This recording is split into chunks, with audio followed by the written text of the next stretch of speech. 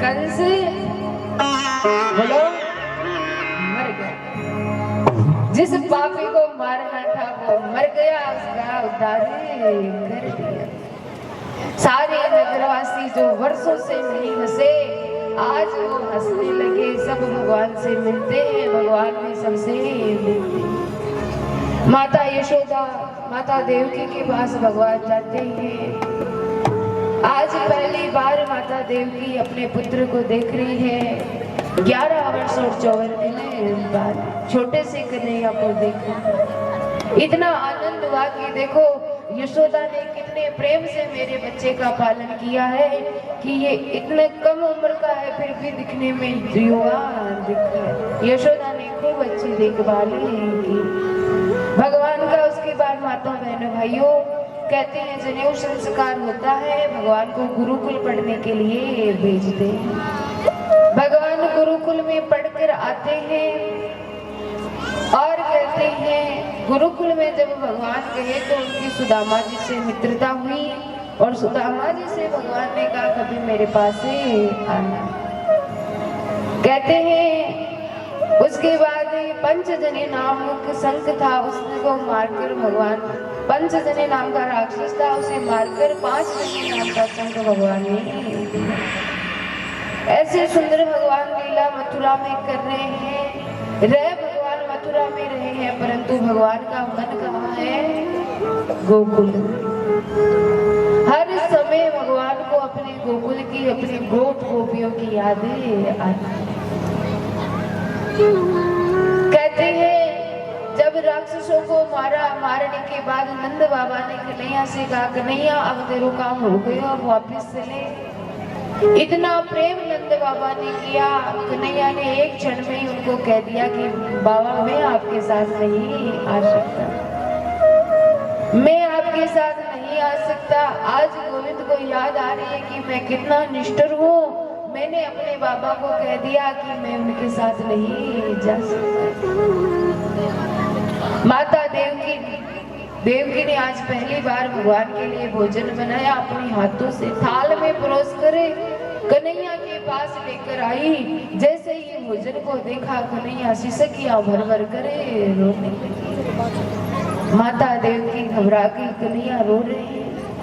जाकर वसुदेव जी से कहने लगी मैंने कुछ नहीं कहा फिर भी कन्हैया रो रहे हैं, आप जाकर पूछो। वसुदेव जी बोले देवी इतने वर्षों से लाला हमसे दूर था, आज तक मैंने भी नहीं देखा, मैं इसके स्वभाव से परिचित भी नहीं हूँ, इसको क्या चाहिए? कहा देवी मैं कैसे पूछूं? इतने में कहते हैं यदुवंशियों के मंत्री है उद्धव जी, वो आ गए। उद्धव जी से कहा कि आप मंत्री हैं, आप कन्हैया से जाके पूछे कन्हैया को यहाँ कोई पीड़ा है क्या, कोई परेशानी है क्या?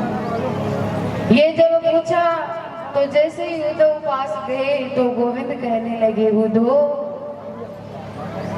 कन्हैया से उद्धव कहने लगे हे कन्हैया मैं व्यक्तिगत रूप से आपको पूछना चाहता हूँ यहाँ पे आपको कोई परेशानी है?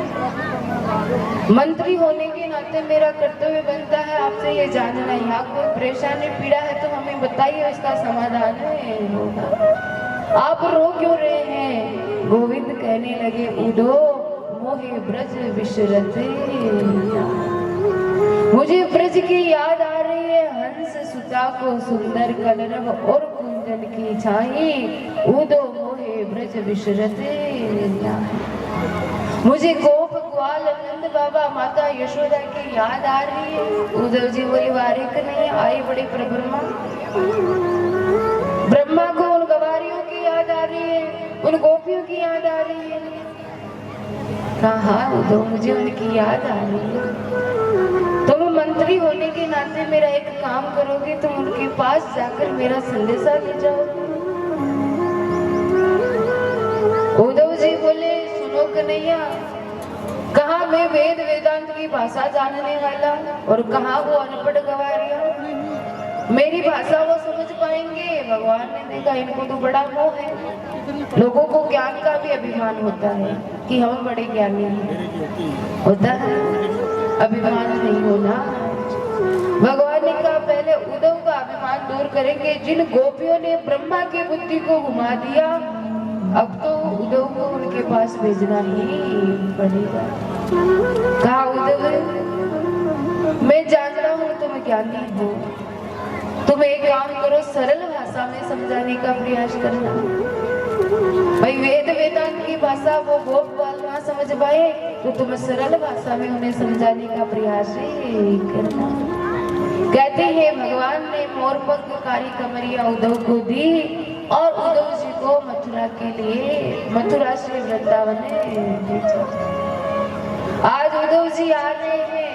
अब देखिए ब्रजवासियों की हालत। जिस दिन गोविंद मथुरा छोड़कर गए, उस दिन से आज तक वर्षों बीत गए।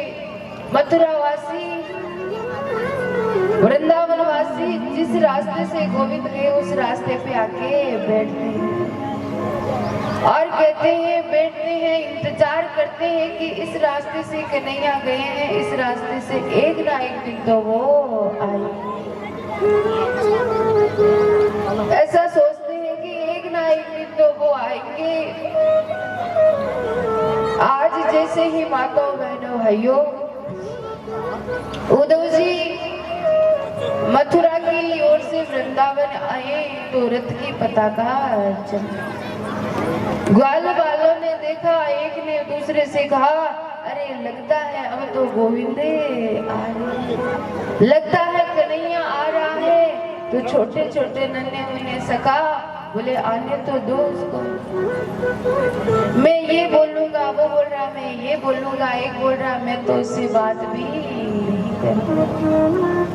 समझिए माताओं भगवान की कथा का भाव। सारे ब्रजवासी कह रहे हैं कि मैं तो उनसे बात ही नहीं करूंगा। सारे सखा छोटे छोटे कहते हैं आज उद्धव जी आए तो जैसे ही उद्धव जी आए, जो सखा कह रहे थे हम उनसे बात ही नहीं करेंगे, दौड़कर सबसे पहले वही गए।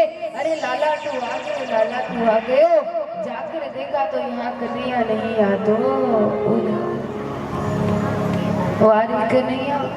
वर्षों बाद हमारी याद आई तो क्या किया, खुद ना आके अपने मित्र को भेज दिया, मंत्री को भेज दिया। वारी कन्हैया तेरे जैसा निष्ठुर तो कोई।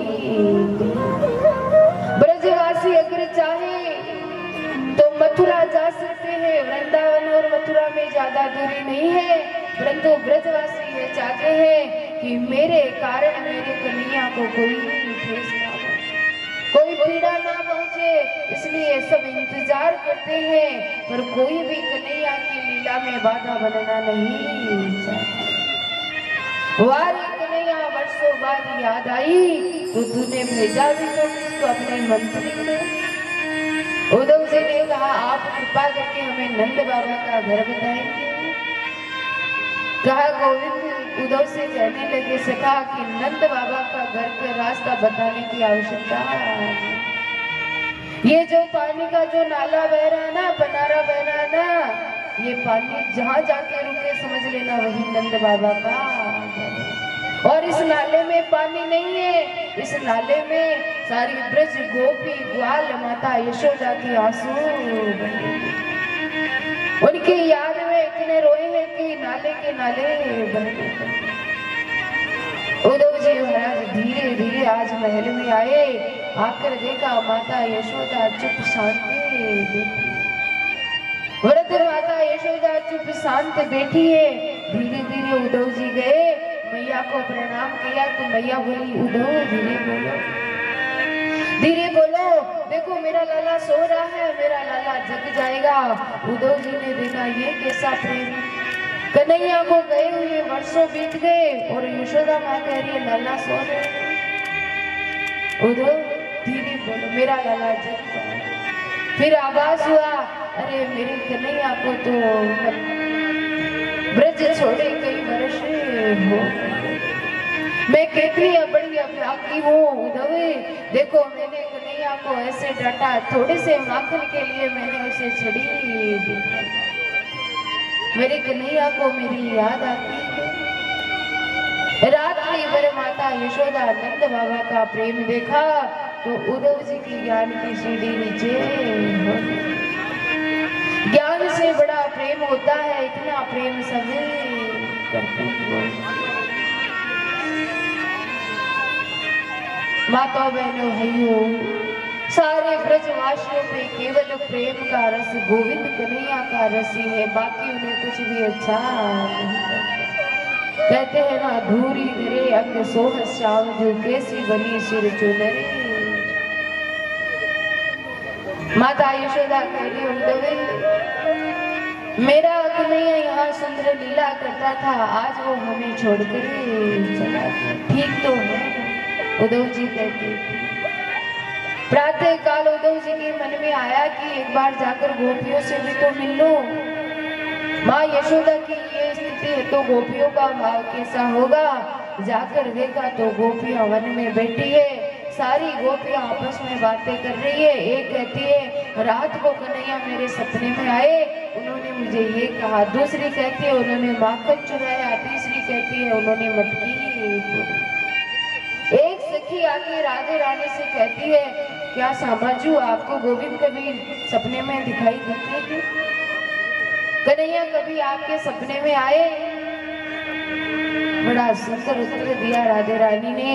कहा, गोपियों तुम सौभाग्यशाली हो जो तुम्हें नींद आती है और नींद में सपना आता है, परंतु मैं तो इतनी अभागी हूँ कि जिस दिन मेरे प्रियतम मुझे छोड़ के गए, उस दिन से लेकर आज तक मुझे नींद नहीं आई, तो सपना मुझे कैसे आएगा। ऐसे ही बातें आपस में कर रही थी। सब लीला उद्धव जी देख रहे हैं।